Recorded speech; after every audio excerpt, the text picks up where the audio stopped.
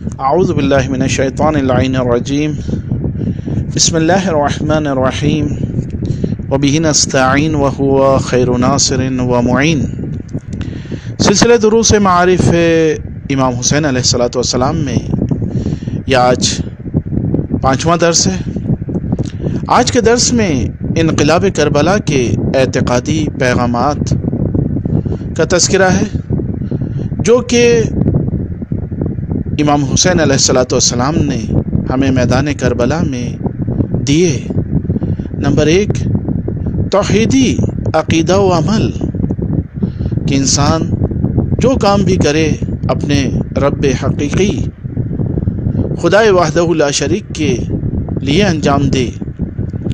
Number 2، عقیدہ مبدأ و معاد کہ انسان اپنی حقیقت کو جانے اور قیامت کی حقیقت کو سمجھے اور اس پر یقین رکھتے ہوئے عمل کرے۔ نمبر 3، عقیدہ رسالت و امامت، اور نمبر 4، روز قیامت کی شفاعت، اور نمبر 5، بدعت سے مقابلہ۔ اور جب ہم غور کرتے ہیں تو کربلا، انقلاب کربلا کے کچھ اخلاقی پیغامات بھی ملتے ہیں، من جملہ آزادی، ایثار، احترام انسانیت، توکل اور نفسانی خواہشات پر کنٹرول کرتے ہوئے نفسانی جہاد کرنا، اور شجاعت، صبر و استقامت، اور عزت اور غیرت و حجاب اور وفا اور تکلیف شرعی پر عمل کرنا۔ امام حسین علیہ السلام کا ارشاد ہے، المعروف بقدر المعرفہ۔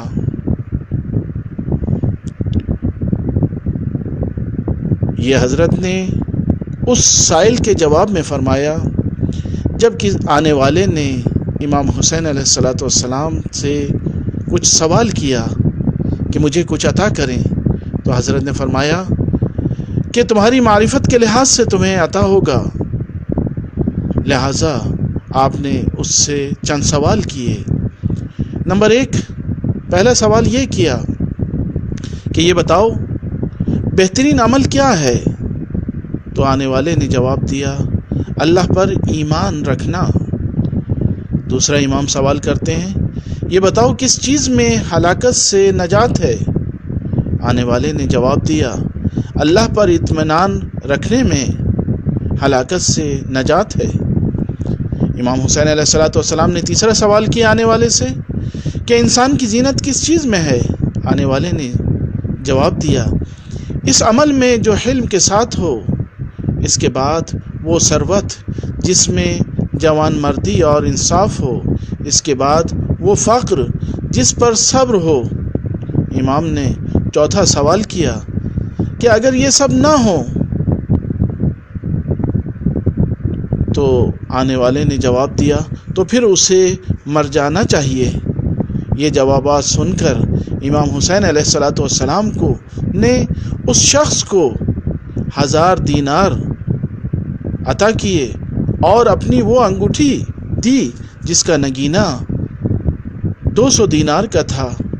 اس کا حوالہ عبقری الحسان نہاوندی کی صفحہ نمبر 136۔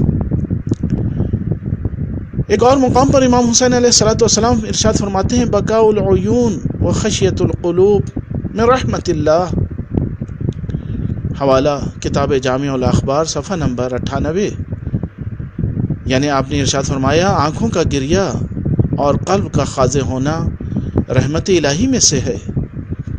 امام حسین علیہ السلام نے صبح عاشور میدان کربلا میں ایک مفصل خطبہ دیا جس کے آخر میں آپ نے یوں فرمایا، دشمنوں کو مخاطب کر کے کہ فَبِمَا تَسْتَحِلُّونَ دَمِي وَأَبِي صلوات اللہ علیہ الزائد عن الحوض يزود عنه رجالا كما يزاد البعير الصادر عن الماء